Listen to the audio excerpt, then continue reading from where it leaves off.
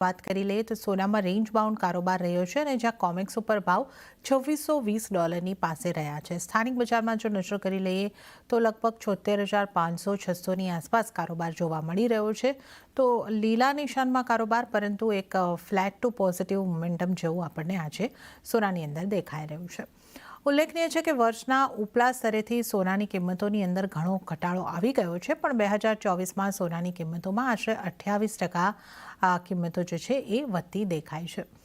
રવિજી, સોનાને હવે કઈ રીતે જોવું જોઈએ? હવે જે આ યર એન્ડ હોલિડે સિઝન છે એને કારણે એક આ નાની રેન્જમાં કારોબાર દેખાઈ રહ્યો છે. કઈ રીતે તમે આગળ સોના પર આઉટલુક રાખી રહ્યા છો?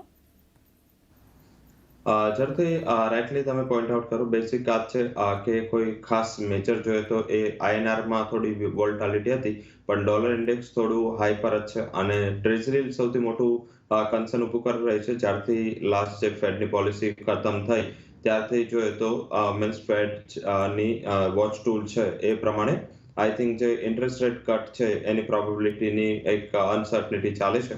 તો આઈ થિંક આ એક સૌથી મહત્વની બાબત છે, જેના હિસાબે અત્યારે yield વધી રહી છે. હવે જ્યાં સુધી બોન્ડ yield વધી રહી હોય ત્યાં સુધી ગોલ્ડમાં સેમ સાઇડ ઉપર જવું થોડું મુશ્કેલ છે અને થોડા જીઓપોલિટિકલ રિસ્ક પણ ઇમર્જ થઈ રહ્યા છે, દેખાઈ રહ્યા છે.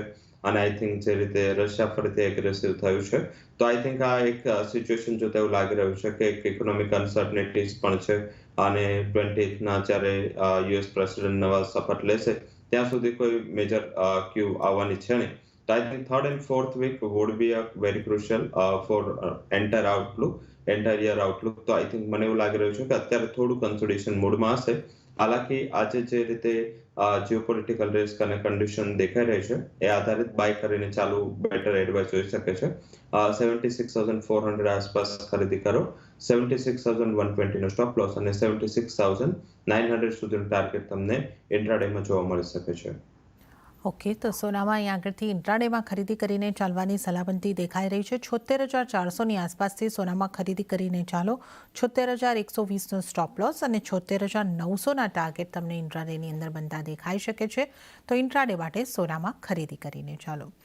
ચાંદીમાં શું કરવું એની પણ વાત કરી લઈએ તો ચાંદીમાં પણ નાની રેન્જમાં કારોબાર રહ્યો છે અને જ્યાં વૈશ્વિક બજારમાં ભાવ $29 ઉપર રહ્યા છે. સ્થાનિક બજારમાં આપણે જોઈએ તો 89,000ના સ્તરની આસપાસ કારોબાર, ત્યાંથી થોડો નીચે સરકતો દેખાવ છે. 88,789 ઉપર આપણે કારોબાર થતા જોઈ શકીએ છીએ. તો ચાંદીમાં રવિજી અહીં આગળથી આપણે ફ્લેટ ટુ નેગેટિવ કારોબાર જોઈ શકીએ છીએ અત્યારના સમયમાં.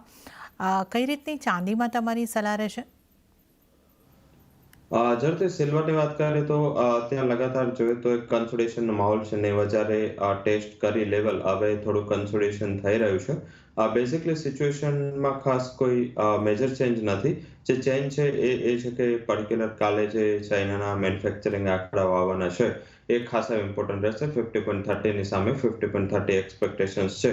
આ આંકડા કેટલા પ્લસ કે માઇનસ આવશે એના આધારિત મેટલ્સ અને સિલ્વર છે તમને આગળ રિએક્ટ કરતા દેખાય. તો ગોલ્ડ તો થોડું પણ મોમેન્ટમમાં છે, સિલ્વર પ્યોર સાઇડવેઝ રહેશે એવું લાગી રહ્યું છે. હાલાકી ગોલ્ડની તેજી પાછળ સિલ્વરમાં પણ આઈ થિંક નીચેના લેવલથી એક સારો સપોર્ટ મળી શકે છે. તો બાય એન્ડ ડિપ્સની સ્ટ્રેટેજી રાખવી જોઈએ, જેમાં 88,400 આસપાસ ખરીદીનો કારોબાર લેવો જોઈએ. 88,000નો ચેક સ્ટોપ લોસ અને એક શોર્ટ રિકવરી તમને 89,500 સુધીની જોવા મળી શકે છે. તો મારા હિસાબે ઇન્ટ્રાડે પૂરતું ઘટાડે ખરીદીનો અપ્રોચ ત્યાં પણ રાખવું જોઈએ. ઓકે, તો